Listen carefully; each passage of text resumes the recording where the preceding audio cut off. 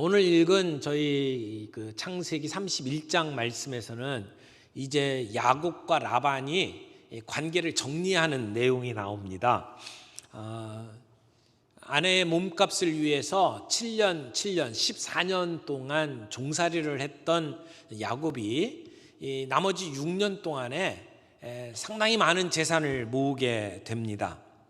어떻게 보면 어린아이들 동화의 신데렐라 같은 이야기라고 생각을 합니다. 정말 종처럼 아무것도 없는 빈털터리로 무시받고 살았던 야곱이 이제 6년 동안 굉장히 많은 재산을 모으고 이제 사람들 앞에 내놓으라 하는 그러한 삶을 살아가게 되었다는 것이죠. 창세기 31장의 이야기는 이렇게 이제 그 야곱이 그런 상황 속에서 가나안으로 떠나게 되는 그러한 배경을 설명을 하고 그리고 이 가나안으로 떠나는 과정에서 문제가 되는 두 가지를 해결을 하는 모습을 보여줍니다. 하나는 이제 가족들, 아내들과 더불어 이제 떠나가게 되는 부분에 대해서 설득을 하는 과정이 있고, 그 다음에 떠날 때에 막아서는 그 라반과 화해하는 그러한 내용들이 이 31장에 나오게 됩니다. 오늘은 그 앞부분에 있어서 아내들을 설득하는 그러한 장면을 저희들이 함께 보게 됩니다. 하나님은 자기 백성들에게 그저 풍요롭게 사는 그들의 삶에 만족하고 거기 머물러 있지 않도록 하십니다. 어떻게 보면 이제는 살만하다라고 생각하는 그 세상을 포기하고 하나님께서 계획하신 하나님의 나라를 위해서 발걸음을 내딛도록 하나님은 요구하고 계십니다. 그래서 이 야곱이 이제 점점 부자가 되고 이제 살 만큼 되었잖아요. 거기에 만족하지 아니하고 익숙했던 그 라반의 집에 더 이상 머물지 않도록 하나님은 야곱을 붙잡으십니다. 그리고 이제 라반을 떠나서 자기 부모가 있는 가나안 땅으로 돌아가도록 그의 마음을 움직이게 됩니다. 우리의 믿음의 사람들이 어떤 결정을 내리게 될 때에는 가장 크게 작용하는 것이 두 가지라고 생각을 합니다. 하나는 우리 주변의 환경, 우리 주변에 일어나는 일들을 보면서 내가 이렇게 해야 되겠구나 라고 하는 결단을 하게 되죠. 그러나 이보다 더 중요한 것은 그러한 상황 속에서 우리들에게 들려주시는 하나님의 말씀이라고 생각을 합니다. 오늘 야곱이 가나안 땅으로 떠나는 과정을 보게 되면 첫 번째는 그 상황을 통해서 이제는 때가 됐구나 라고 하는 것을 느끼도록 만드셨습니다. 또 하나는 하나님의 말씀을 통해서 그로 하여금 떠나게 만들었던 내용을 보게 되지요. 여기 환경은 어땠습니까? 31장 1절에 보니까 야곱에게 라반의 아들들이 이렇게 이야기를 합니다. 야곱이 우리 아버지의 소유를 다 빼앗고 우리 아버지의 소유로 말미암아 이 모든 재물을 모았다라고 이야기를 합니다. 여러분, 이 말이 맞을까요? 지금까지 라반이 재산을 축적할 수 있었던 것은 야곱이 있었기 때문이었습니다. 야곱이 오기 전과 야곱이 온 이후에 그 가정의 삶은 완전히 달라졌습니다. 야곱 때문에 부를 축적할 수 있었거든요.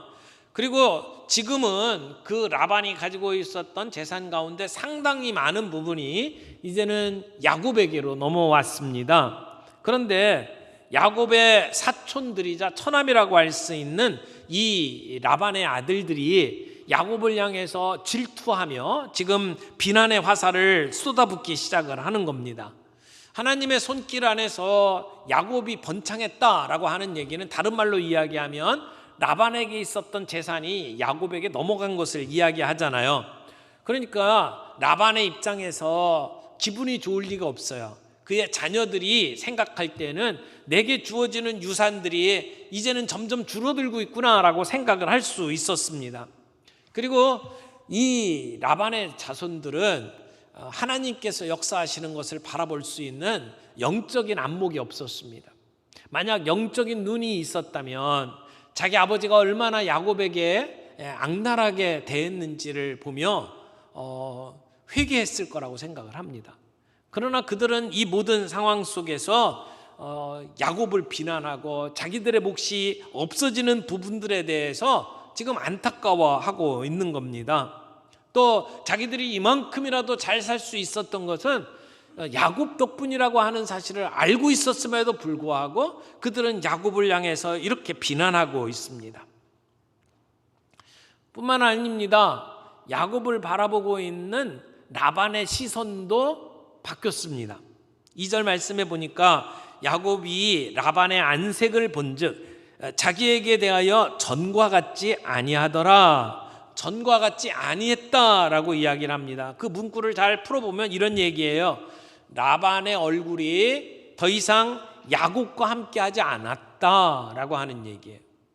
하나님이 야곱과 함께 하셨다라고 할 때는 하나님의 얼굴이 야곱과 함께 했다 이렇게 표현을 하거든요. 그런데 지금 라반은 야곱에게 그의 얼굴을 돌리지 않았다고 이야기를 합니다. 하나님은 야곱에게 내가 너와 함께 하겠다고 약속하셨고 그 약속을 신실하게 이루셨어요. 늘 야곱을 향하여 얼굴을 드시고 야곱에게 복을 베풀어 주셨습니다. 그런데 라반은 그 얼굴이 야곱과 함께 하지 않았습니다. 그의 안색이 변했습니다. 지금까지는 야곱이 라반에게는 봉과 같은 존재이지 않았을까요? 요즘 말로 이야기하면 호구라고 표현하죠.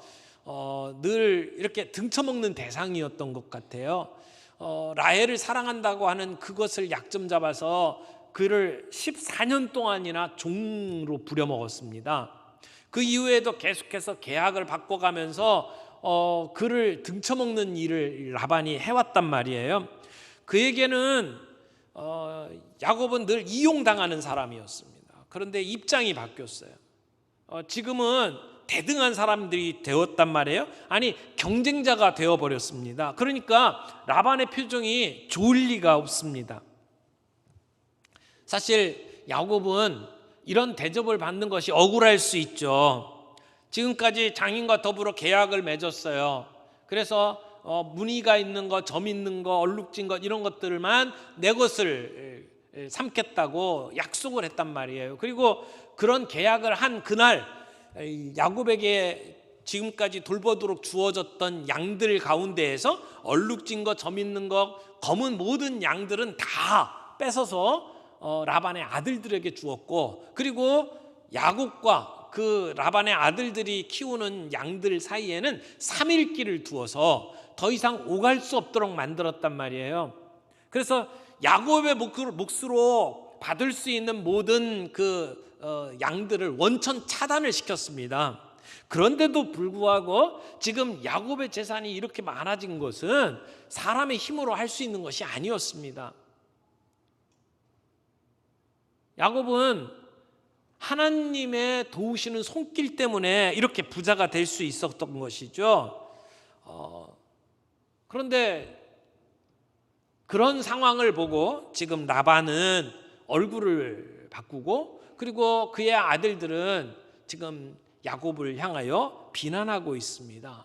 이런 상황을 파악한 야곱이 이제는 더 이상 이곳에 머무르면 안 되겠구나 라고 하는 생각을 하게 된 거죠. 생명의 위협까지 느끼는 상황 속에서 더 이상 이 외삼촌의 집에 머물 이유가 없어진 겁니다. 그런데 이럴 때에 하나님께서 야곱에게 나타나셔서 말씀해 주십니다. 3절 말씀 보겠습니다. 여호와께서 야곱에게 이르시되 내 조상의 땅 내 족속에게로 돌아가라. 내가 너와 함께 있으리라 하신지라. 처갓집 식구들로부터 더 이상 압박을 받으면서 더 이상 이곳에 머물 이유가 없겠다라고 생각을 할 그때에 하나님께서는 떠날 명분을 명확하게 주셨습니다. 이곳을 떠나라고 하는 겁니다. 내 조상의 땅, 내 족속에게로 돌아가라. 이렇게 하나님께서는 말씀해 주셨습니다. 이 말씀은 20년 전에 가나안 땅을 떠나서 이곳 하란 땅으로 올 때에 하나님께서 야곱에게 주셨던 약속과 동일한 것입니다. 내가 너와 함께 있어 너를 이끌어 이 땅으로 돌아오게 할지라. 가나안을 떠날 때 주셨던 그 약속의 말씀을 지금 반복하고 있습니다. 이제는 가나안을 향해서 다시 떠날 때가 되었다라고 하는 것을 가르쳐주는 말씀이죠. 하나님께서는 그때 베델에서 주셨던 약속대로 하나님은 야곱을 지켜주셨습니다. 야곱을 보호해 주셨습니다. 그리고 그 말씀을 성취하기 위해서 이제는 때가 되었으니까 내 고향으로 돌아가라 이렇게 명령을 하고 있는 것이죠. 그런데 여기 내 고향으로 떠나라 라고 하는 말씀은 자기 할아버지 아브라함에게 주셨던 말씀과 거의 동일한 말씀입니다. 하나님께서 내 본토 친척 아비집을 떠나서 내가 내게 지시할 땅으로 가라 라고 명령을 하셨잖아요. 이 아브라함에게 주셨던 하나님의 말씀입니다. 그래서 아브라함은 자기의 부모, 형제, 친척들을 다 떠나서 가나안 땅으로 갔습니다. 그런데 오늘 하나님께서 야곱에게 주신 명령은 뭡니까? 내 부모가 있는 내 조상의 땅으로 가라는 겁니다. 지금 이 하란에서 머물던 곳에서 모든 것을 내려놓고 이제는 돌아가라라고 하는 명령입니다. 그러면서 주시는 말씀이 내가 너와 함께 있으리라 라고 약속을 했습니다.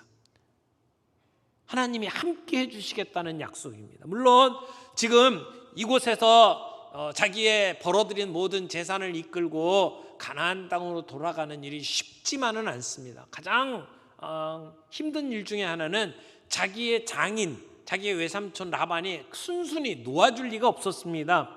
그러나 그런 위협이 있음에도 불구하고 야곱이 결단을 내리고 떠날 수 있었던 것은 하나님께서 내가 너와 함께 해 주시겠다라고 하는 약속이 있었기 때문입니다.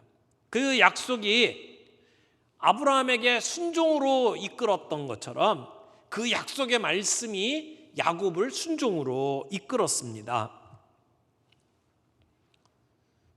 갈대아 우르를 떠나고 그리고 아버지와 함께 있던 하란을 떠났던 아브라함에게 있어서 가나안 땅은 미지의 땅이었습니다. 내가 내게 지시할 땅, 그 땅은 잘 알지 못하는 곳이었어요. 그리고 자기 땅덩어리가 조금도 없었던 이방인으로 살아가야 하는 땅이었습니다. 그런데 오늘 하나님께서 야곱에게 가라고 하는 땅은 미지의 땅이 아닙니다. 자기가 태어난 땅입니다. 자기의 엄마 아버지가 있는 땅입니다. 그리고 하나님께서는 그 야곱에게 이제는 조상의 땅이라고 표현을 하고 있습니다. 하나님의 약속이 이제는 점점 구체화되고 있는 것을 보게 되지요. 그래서 야곱은 자기를 향해서 안색이 변하고 그리고 자기를 향해서 비난하고 있는 이러한 상황과 더불어 하나님께서 주신 말씀에 따라서 가나안 땅으로 가기로 결심을 합니다. 여러분, 우리의 인생에 무엇을 따라서 우리가 결정을 내립니까? 우리의 인생은 무엇을 따라갑니까? 오늘 우리는 우리의 눈을 들어 우리의 주변의 모습을 봐야 합니다. 세상이 어떻게 변화되고 있는지를 봐야 돼요. 뿐만 아니라 우리에게 주를 들려주시는 하나님의 말씀 앞에 서야 합니다. 하나님은 우리에게 오늘도 말씀해 주십니다. 그 말씀은 우리의 삶의 등불입니다. 시편 119편 108절에 보니까 주의 말씀은 내 발의 등이요 내 길의 빛이니이다 라고 말씀을 하십니다. 내 발의 등이라는 말이 무슨 말입니까? 주님은 우리의 갈 길을 보여주시는 등불입니다. 요즘에는 우리가 밤중에 길을 갈 때에 이렇게 랜턴 같은 걸 이렇게 가지고 길을 밝히죠. 그 불빛은 멀리까지 나갑니다. 우리가 가야 할 멀리까지 이렇게 비춰볼 수 있잖아요. 근데 옛날 이 성경에 나오는 사람들이 살아가고 있던 시대에는 그런 불빛이 없었습니다. 내 발의 등이요 라고 하는 말은 내가 한 발짝 내디딜 수 있는 바로 앞에를 보여주는 등불이죠. 오늘 우리의 삶 속에 우리가 어떤 결정을 내립니다. 어떻게 결정을 내립니까? 우리의 상황을 살펴봅니다. 우리를 이끄시는 하나님의 손길을 우리의 주변의 모습을 통해서 우리가 살펴보죠. 동시에 우리는 우리에게 들려주시는 하나님의 음성에 귀를 기울여야 합니다. 하나님 어떻게 우리에게 말씀하시는지. 그래서 하나님의 말씀에 따라서 오늘 우리는 순종해야 합니다. 우리에게 익숙한 곳들이 있어요. 야곱에게 20년 동안 살아갔던 라반에서의 삶, 라반의 집에서의 삶은 아마 익숙한 삶이라고 할 수 있을 겁니다. 그러나 이제는 결별해야 합니다. 그가 많은 재산을 축적하고 이제는 안정된 삶을 살았을지 몰라요. 그러나 하나님은 그에게 떠나라고 이야기를 합니다. 주변의 사람들이 그를 향해서 비난하고 자기 장인의 안색이 변하는 모습을 보면서 떠나야겠다고 생각을 하도록 만드셨고, 동시에 하나님께서는 그에게 말씀해 주셨습니다. 그래서 그 말씀에 따라 떠나도록 만드십니다. 오늘 우리들의 삶에 익숙한 것들과 결별할 수 있기를 바랍니다. 코로나로 인해서 우리의 삶이 많이 망가졌어요. 2년 동안 우리들이 그저 이렇게 살아도 되는구나 라고 생각하면서 살아왔던 우리의 삶의 부분들을 한번 살펴볼 수 있기를 바랍니다. 이것이 정상이 아니에요. 우리들의 삶 속에 익숙했던 것들 이제는 내려놓고 다시 주님 앞에 온전하게 설 수 있는 저와 여러분들이 되기를 바랍니다. 오늘 야곱은 하나님의 백성으로서 자기 자신이 어떻게 살아가고 있는지를 보여주어야만 했습니다. 오늘 야곱이 하나님의 백성으로서 어떻게 아내들을 설득하고 그리고 어떻게 살기로 결정하게 되는지 우리는 세 가지를 통해서 함께 좀 살펴볼 수 있기를 바랍니다. 첫 번째는 하나님의 축복과 보호하심이라고 하는 내용입니다. 야곱이 처갓집을 떠나기로 결정을 했어요. 해야 할 첫 번째 일은 아내들을 설득하는 일입니다. 하나님의 말씀이 자기에게 임했어요. 지금 모든 주변의 상황을 보니까 떠날 때라고 결정을 했어요. 그러나 이것은 나의 결정이죠. 나 혼자서 가는 게 아닙니다. 자기의 처자식들을 다 데리고 모든 자기의 재산을 이끌고 가야 합니다. 하나님의 말씀이 이제는 떠나라 라고 주어졌을 때에 야곱은 매우 기뻤을 겁니다. 마치 어두운 터널을 헤매다가 밝은 빛을 보는 것처럼 기뻤을 것입니다. 왜요? 하나님이 내가 너와 함께 하겠다고 약속하셨잖아요. 그리고 가라고 했잖아요. 내가 주변의 상황을 보니까 떠나야 될 것 같았어요. 그런데 하나님이 분명하게 떠나라고 말씀을 하십니다. 마음에 확신이 들었겠죠. 이제는 함께 떠나야 될 아내를 설득해야 합니다. 그래서 어떻게 합니까? 오늘 본문의 4절에 보니까 야곱이 사람을 보내어 라헬과 레아를 자기 양떼가 있는 들로 불러다가 그들에게 말했습니다. 자기와 가장 가까운 아내 둘, 라헬과 레아. 여기 순서가 레아와 라헬이 아니고 라헬과 레아라고 이야기를 하고 있죠. 그런데 이들을 불러냅니다. 어디로? 들로. 자기가 머물고 있는 들로. 사람들의 이목이 없는 곳. 그래서 지금 떠나고 있는 이 모든 것들이 은밀하게 이루어지고 있는 것을 우리에게 보여주지요. 이제 야곱이 자기 아내들에게 하는 말을 보십시오. 여기 5절부터 9절까지의 내용은 굉장히 중요한 본문이라고 생각을 합니다. 야곱은 확신에 찬 이야기를 하고 있습니다. 자기가 라반을 위해서 지금까지 얼마나 성실하게 봉사를 했는데 하나님께서 나를 번성케 하셨다. 특별히 라반의 거짓으로부터 하나님이 나를 어떻게 지켜주셨는지를 하나하나 설명을 합니다. 그리고 하나님께서는 나에게 베델에서 주셨던 맹세를 이제는 이루어 가시기 위해서 그 약속을 지키도록 하나님이 나에게 이렇게 말씀하셨다라고 야곱이 설명을 하고 있는 겁니다. 야곱의 말을 가만히 살펴보면 자기 외삼촌, 자기 장인 집에 머물면서 살 때의 그 아픔, 그러한 상처들을 이야기를 하고 그럼에도 불구하고 그런 가운데에서 나를 지켜주셨던 하나님의 보호하심에 대해서 설명을 하고 그리고 이제는 고향 집으로 돌아가라고 하셨던 하나님의 명령을 설명하고 있습니다. 어떻게 보면 야곱이 자기 아내들에게 하고 있는 이 말은 야곱의 신앙 고백이다, 이렇게 말할 수 있어요. 물론 그 아내들은 야곱과 함께 살면서 지금 야곱이 하고 있는 말이 무슨 말인지 충분히 이해가 갔을 거예요.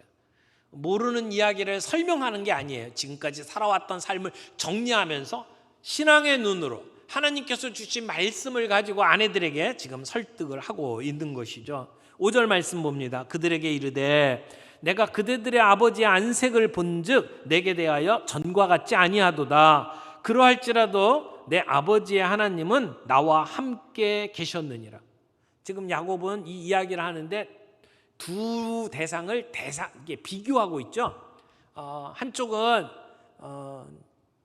라반을, 한쪽은 하나님을 이야기하고 있습니다. 그런데 라반에 대한 이야기를 하면서 그 호칭을 뭐라고 이야기하는지 보세요. 그대들의 아버지라고 표현을 하고 있어요. 그대들의 아버지래요. 당신들의 아버지라는 거죠. 어떤 사람은 이것을 존경하는 표현이라고 해석을 합니다만은, 그러나 이 문맥을 살펴볼 때에 야곱은 분명하게 거리감을 두고 있습니다. 자기의 장인이라고 얘기하지도 않고 그대들의 아버지라고 표현을 하면서 어느 정도 거리감을 두고 있죠. 그러면서 장인은 나에게 이렇게 안 좋게 행했지만 하나님은 나를 이렇게 대하셨다라고 하는 것으로 지금 비교를 하고 있습니다. 라반은 야곱에게 반감을 가지고 대하고 있지만 하나님은 야곱과 함께 계셨습니다. 나와 함께 하시는 하나님. 지금 야곱은 임마누엘의 하나님을 고백하고 있는 것이죠. 지금까지 20년 이곳에 살면서 장인으로부터 별의별 참 어려운 일들을 당했습니다. 어떻게 보면 잔머리 지수로 따지면 야곱도 누구에게 지지 않는 사람인데 자기보다 훨씬 고수를 만나가지고 지금까지 정말 고생을 많이 했어요. 그런데 그런 가운데에서 하나님은 야곱을 지켜주셨다는 겁니다. 이 야곱이 고백하는 모습을 보면 20년 전 가나안 땅을 떠나올 때의 야곱이 아니에요. 그의 믿음이 많이 발전한 것을 봐요. 하나님이 어떤 분이신지에 대한 고백이 완전히 달라진 것을 보게 됩니다. 그러면서 7절에 보면 그 라반이 지금까지 자기에게 어떻게 악하게 했는지를 이야기를 합니다. 그대들의 아버지가 나를 속여 품삯을 10번이나 변경하였느니라. 지금까지 자기는 최선을 다해서 장인을 섬겨왔는데 장인은 야곱을 속였다는 거예요. 그것도 10번이나 계약을 갱신했다는 겁니다. 여기 10번이라고 하는 숫자는 정말 말 그대로 10번을 바꿨을 수도 있어요. 그러나 이런 표현을 보면 10번이 상징적인 숫자라고도 말할 수 있습니다. 지속적으로 자기를 속였다는 거예요. 많이 속였다는 겁니다. 그런데 계약을 바꿨다면 어떻게 바꿨겠어요? 라반이 지금까지 우리에게 보여준 모습을 보면 그는 굉장히 인색한 사람이고 그리고 자기중심적으로 살아가는 사람이잖아요. 야곱에게 더 많은 임금을 주기 위해서 계약을 바꿀 리가 없습니다. 계속해서 이런 핑계 저런 핑계 대면서 야곱이 가져가지 못하도록 계약을 바꿨단 말이에요. 그럼에도 불구하고 야곱이 하는 고백은 뭡니까? 그런 가운데에서 하나님이 나를 지켜주셨다는 것입니다. 그래서 8절, 9절, 10절 내용을 보면 하나님께서 당신의 아버지로부터 가축을 빼앗아서 나에게 주셨다라고 하는 얘기예요. 여기 빼앗았다라고 하는 표현을 썼는데 이것은 억지로 빼앗아서 누구에게 넘겨준 거예요. 마치 이스라엘 백성들이 애굽을 떠날 때에 하나님께서 그 애굽 사람들이 가지고 있던 금은 보화를 탈취해 가지고 그래서 이스라엘 백성들이 애굽을 떠나게 만들었던 것과 같은 맥락의 이야기입니다. 하나님께서는 야곱에게 복 주시기 위해서 라반이 지금까지 가지고 왔던 음모를 계속해서 무마시켰어요. 라반의 모든 계획을 다 실패하도록 만드셨어요. 그리고는 하나님은 야곱의 손을 들어주셨습니다. 그를 복 주셨어요. 어떻게? 라반이 가지고 있었던 짐승들을 빼앗았다는 거예요. 본문 말씀을 보니까 새끼를 낳았다 하면 얼룩진 새끼가 나왔고 점 있는 새끼가 나온 거예요. 사람이 어떻게 할 수 있는 것이 아닙니다. 여기 야곱이 이렇게 했다라고 이야기를 하지만 그것이 과학적으로 그런 얼룩진 양들을 만들어낼 수 있는 방법이 아닙니다. 하나님께서 하라고 말씀하시니까 야곱이 순종했을 뿐이고 하나님이 그렇게 얼룩진 양들을 낳게 만드셨다는 것이죠. 그래서 짧은 시간에 6년이라고 하는 짧은 시간 안에 거대한 부를 이룰 수 있도록 하나님께서 하셨다는 거예요. 라반은 야곱의 봉급을 상습적으로 깎았지만 하나님께서는 라반의 짐승들을 빼앗아서 야곱에게 주셨다라고 하는 것이 오늘 본문의 고백입니다. 자, 이렇게 하나님께서 야곱을 축복하시고 야곱을 지키시고 보호하신 것이 오늘 야곱의 고백입니다. 하나님의 사람이 살아온 삶의 고백. 오늘도 우리가 이런 고백을 하면서 주님 앞에 설 수 있기를 바랍니다. 두 번째, 야곱이 하는 것은 하나님의 부르심에 대한 고백입니다. 야곱이 뭐라고 이야기합니까? 내가 꿈을 꾸었다. 내가 꿈에 눈을 들어보니, 이 구약에서 꿈이라고 하는 것은 하나님께서 나타나시는 하나님의 현현의 한 방법으로 이야기를 합니다.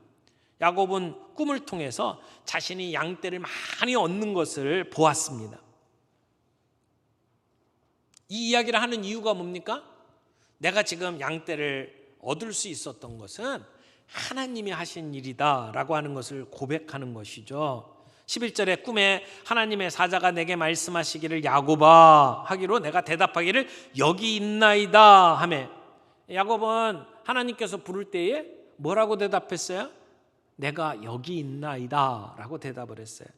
하나님의 말씀을 듣고 순종할 자세가 되어 있는 거죠. 하나님이 말씀하시면 그 말씀대로 순종하겠습니다 라고 하는 순종의 자세를 내가 여기 있나이다 라고 고백을 하는 겁니다. 그러면서 12절에 하나님의 말씀이 임합니다. 이르시되 내 눈을 들어보라. 양떼를 탄 순양은 다 얼룩무늬 있는 것, 점 있는 것, 아롱진 것이니라. 라반이 내게 행한 모든 것을 내가 보았노라. 하나님의 말씀이 뭐예요? 보셨다는 거예요. 뭘 봤어요? 라반이 야곱에게 행한 것을 보았다라고 이야기를 하는 겁니다. 라반이 야곱을 이유 없이 박대했던 것을 보았다. 그래서 오늘 라반의 짐승을 빼앗아서 야곱에게 주신 것은 하나님의 심판이었다라고 이야기를 하는 겁니다. 라반이 했던 행위는 두 가지 측면에서 하나님의 심판을 받을 수밖에 없었어요. 하나님은 하나님의 나라 백성들을 복 주셨어요. 그래서 아브라함에게 내가 너에게 복을 준다. 그리고 천하 만민이 너를 통해서 복 받는다라고 말씀을 하면서 이렇게 말씀하셨어요. 너를 축복하는 자에게는 내가 복을 주고 너를 저주하는 자에게는 그들에게 저주할 것이다. 이게 하나님의 약속이었죠. 그런데 라반은 어떻게 했습니까? 하나님의 자녀인 야곱을 핍박했습니다. 야곱을 저주했습니다. 지난 20년 동안 야곱을 그렇게 핍박했잖아요. 그러니 하나님께서 그런 라반을 가만히 두실 리가 없습니다. 두 번째, 하나님께서는 늘 약한 자, 어려운 사람들을 도우라고 말씀을 하셨어요. 이방인 나그네들을 환대하라고 가르쳐 주셨거든요. 그런데 야곱은 라반의 집에 이방인으로 왔습니다. 아무것도 없는 빈털터리로 왔어요. 여러분, 야곱이 자기보다 어려운 위치에 있었던 것을 라반은 너무나 잘 알고 있었고 그걸 이용했습니다. 세상에 제일 비열한 인간이 자기보다 힘없고 연약한 사람들을 착취하는 자들입니다. 세상에 제일 비열한 사람들이 그 주먹 좀 있다고 자기보다 약한 사람들 주먹질하는 사람이잖아요. 하나님은 이런 자들을 결코 그냥 지켜보시지 않습니다. 하나님이 그냥 지켜만 보고 있다라면 하나님은 정의의 하나님이 아니죠. 하나님께서는 지금 라반이 야곱에게 행한 행위를 어떻게 했다고요? 지켜보셨다고요. 그리고 그를 심판하고 있는 겁니다. 하나님께서는 야곱에게 주셨던 약속을 신실하게 지키셨습니다. 내가 너와 함께 하겠다. 내가 너를 보호하겠다. 그리고 너로 다시 부모의 집으로 돌아가게 만들겠다라고 약속을 하셨잖아요. 지금 20년 동안 하나님은 야곱과 함께 하셨습니다. 그래서 라반의 집에 복을 주셨고, 그리고 이제는 라반의 재산을 빼앗아서 야곱에게 주십니다. 이 모든 것들이 하나님이 함께 하신 약속의 성취지요. 그리고 이제 하나님은 그 다음 단계 약속을 이루어가길 원하십니다. 이제 내 부모가 있는 내 조상의 땅으로 가라고 하는 겁니다. 고향으로 돌아가라. 이것이 오늘 야곱의 이야기의 클라이막스예요. 야곱은 이제는 떠날 때가 되었다라고 판단하고 자기의 의지로만 떠난 게 아닙니다. 하나님의 명령에 순종하는 마음으로 떠나게 되는 것입니다. 여기서 우리가 붙잡아야 될 진리가 뭡니까? 하나님은 신실하신 하나님이에요. 하나님은 약속하신 것을 반드시 이루시는 하나님입니다. 야곱이 20년 전에 이 땅에 올 때에 약속하셨던 그 하나님께서 지금까지 모든 약속을 이루셨고, 그리고 그 약속을 성취하기 위해서 야곱에게 떠나라고 말씀을 하는 겁니다. 하나님은 약속하시고 그것을 지키시는 신실하신 하나님이십니다. 세 번째로 우리가 살펴봐야 될 것은 하나님의 공의라는 측면입니다. 여기 14절부터 이제 지금까지 야곱이 했던 이야기를 다 듣고 난 다음에 그의 두 아내가 야곱에게 반응을 보입니다. 그들이 말하는 것이 무엇입니까? 14절부터 보면 라헬과 레아가 그에게 대답하여 이르되 우리가 우리 아버지 집에서 무슨 분깃이나 유산이 있으리요? 이건 앞으로 일어날 일들에 대한 고백이에요. 아버지가 우리에게 더 이상 줄 게 없다라고 하는 얘기죠. 미래에 대한 그러한 원망입니다. 그 다음에 15절에 보면 아버지가 우리를 팔고 우리 돈을 다 먹어버렸으니 라고 이야기를 해요. 이건 과거 이야기죠. 아버지가 우리를 팔았다라는 얘기가 뭘까요? 레아와 라헬이 자기의 결혼에 대해서 어떻게 생각하고 있는지를 지금 표현하고 있는 겁니다. 물론 이들이 야곱과 결혼한 것에 대해서 불만이 있었던 것은 아니에요. 그러나 그 결혼을 가만히 보면 아버지가 우리를 팔아먹었다라고 생각하고 있는 거예요. 본인들의 의사와는 전혀 상관없이 아버지가 경제적인 이익을 획득하기 위해서 일방적으로 자기들에게 결혼을 몰아붙인 거예요. 그리고 그 결혼을 통해서 얻어들인 이익은 아버지가 다 가로챈 것이라는 거죠. 물론 자기들이 야곱이 오기 전에도 양떼를 치면서 목자의 노릇을 했어요. 근데 자기들에게 준 게 없어요. 그리고 아버지에게 이용당하고 착취만 당했다는 사실을 이야기를 하는 거죠. 보통 결혼을 하게 되면 신랑이 지참금을 가지고 옵니다. 근데 야곱은 무일풀이였잖아요. 빈털털이었어요. 그래서 지참금을 줄 수가 없었습니다. 그래서 지참금 대신에 그 집에서 7년 동안 종살이를 하겠다라고 이야기를 한 겁니다. 그 당시에 지참금 주던 상례로 따지면 훨씬 많은 돈을 장인이 착취한 겁니다. 그런데 보통은 그렇게 지참금을 내게 되면 부모가 다 갖는 게 아니에요. 딸에게 줍니다. 특별히 결혼을 하고 난 다음에 남편이 죽는다든지 남편에게 이혼을 당해갖고 다시 집으로 돌아올 경우에 먹고 살 수 있는 이 부분들을 마련하기 위해서 얼마 만에 이 자금을 딸에게 주게 되어 있습니다. 그래서 지참금이 다 아버지에게 가는 게 아니에요. 그런데 지금 라반은 14년 동안 일해서 벌어들인 모든 것들을 본인이 다 가지고 있어요. 딸들에게 주지 않았다는 겁니다. 그런 의미에서 딸들이 뭐라고 이야기를 하는 거예요? 아버지가 우리를 팔고 우리의 돈을 다 먹어버렸다라고 이야기를 하는 거예요. 과거에 일어나는 일들에 대한 원망입니다. 그런데 그 다음에 뭐라고 이야기를 하죠? 아버지가 우리를 외국인처럼 여기고 있는 것이 아닌가라고 이야기를 합니다. 이것은 현재 일어나고 있는 일들에 대한 딸들의 원망입니다. 외국인은 가장 학대받고 착취당하기 쉬운 사람들에 속합니다. 아버지가 딸들을 착취하고 그들의 인권을 유린한 것이 마치 외국인을 대하는 것과 같구나라고 이야기를 하고 있는 거죠. 이들이 하고 있는 고백에는 아버지에 대한 원망과 서운함이 그대로 배어 있습니다. 그러면서 16절 말씀을 보세요.